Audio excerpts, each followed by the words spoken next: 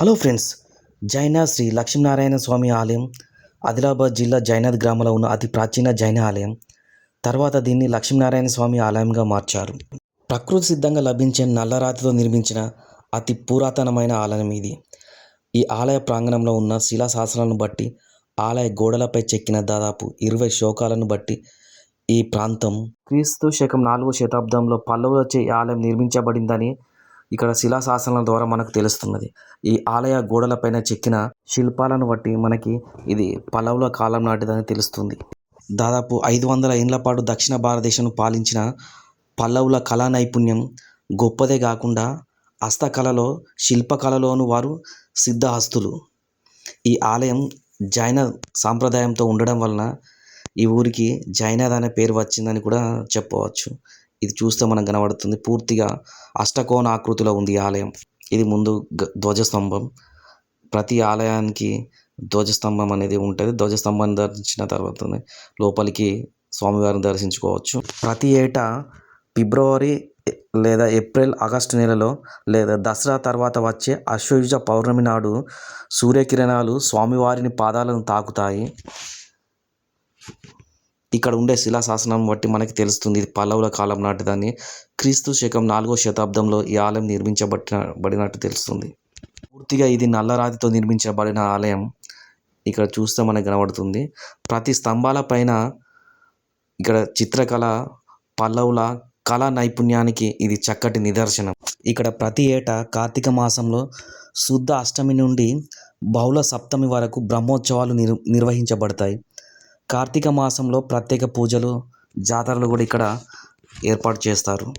ఈ ఆలయంలో ఏకశిలతో నిర్మితమైన శ్రీ లక్ష్మీనారాయణ స్వామి విగ్రహం భక్తులను విశేషంగా ఆకట్టుకుంటుంది. ఇంకా ఈ ఆలయంలో చెన్నకేశవ స్వామి, గరుత్మంతుడు, పద్మనాభ స్వామి ఉన్నారు. ఇవి నాటి జైనుల కాలం నాటి అద్భుత శిల్పకళ నైపుణ్యానికి ఇది అద్దం పడుతున్నవి. ఇక్కడ సత్యనారాయణ స్వామి వ్రతాలు కూడా జరుగుతుంటాయి. ఇక్కడ సూర్య భగవానుడు అని కూడా పిలుస్తారు లక్ష్మీనారాయణ స్వామిని. ఇక్కడ మనకు కనబడుతుంది పద్మనాభ స్వామి,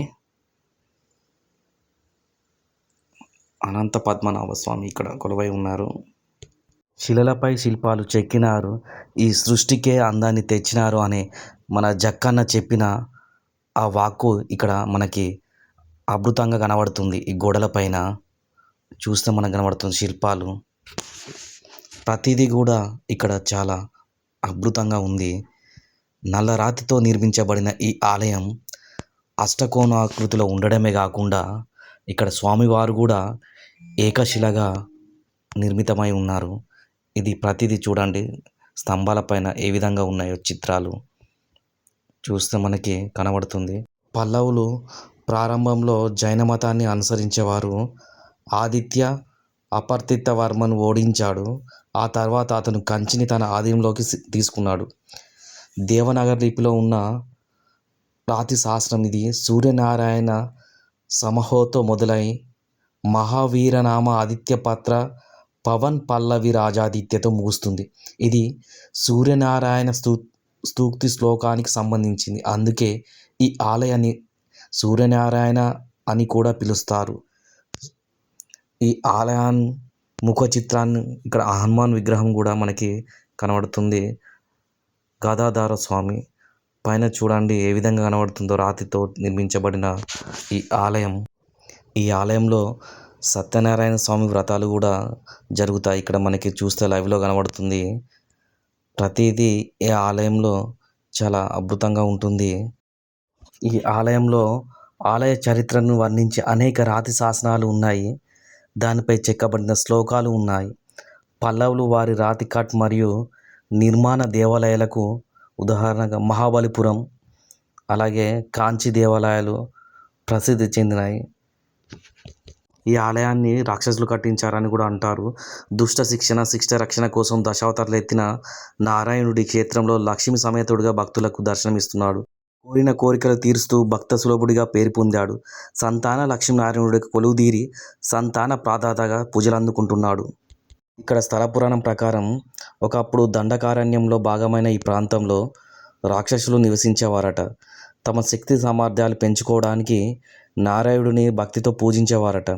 స్వామికి ఆ పూజలు నిత్యం జరగాలనే ఆలోచనతో ఆలయాన్ని కట్టాలని సంకల్పించారట. అలా అనుకున్నదే తడవుగా రాక్షసులు రాత్రికి రాత్రే ఈ గుడిని కట్టేశారన్నది ఇక్కడి స్థల పురాణం.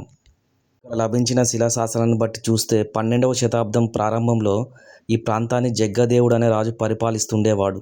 అప్పట్లో తెలంగాణ ప్రాంతాన్ని పరిపాలిస్తున్న చాళుక్య త్రిభువనమల్లుడికి సామంతుడిగా ఉన్న ఈ జగ్గదేవుడే ఈ ఆలయాన్ని నిర్మించాడని తెలుస్తుంది.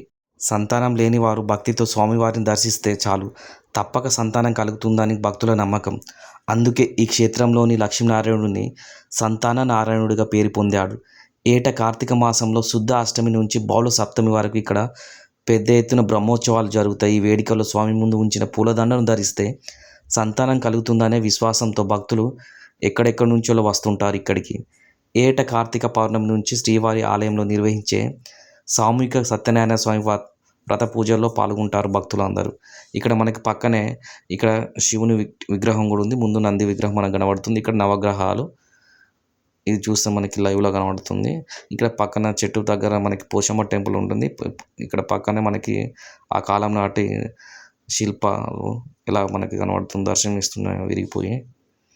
ఇక్కడ పక్కన కొలను ఇది అండి మనకి పోషమ్మ టెంపుల్ చూస్తే కనబడుతుంది. ఈ టెంపుల్ చూస్తే చాలా అద్భుతంగా కనబడుతుంది. నల్లరాతితో నిర్మితమైనది, అష్టకోణాకృతం ఈ ఆలయం.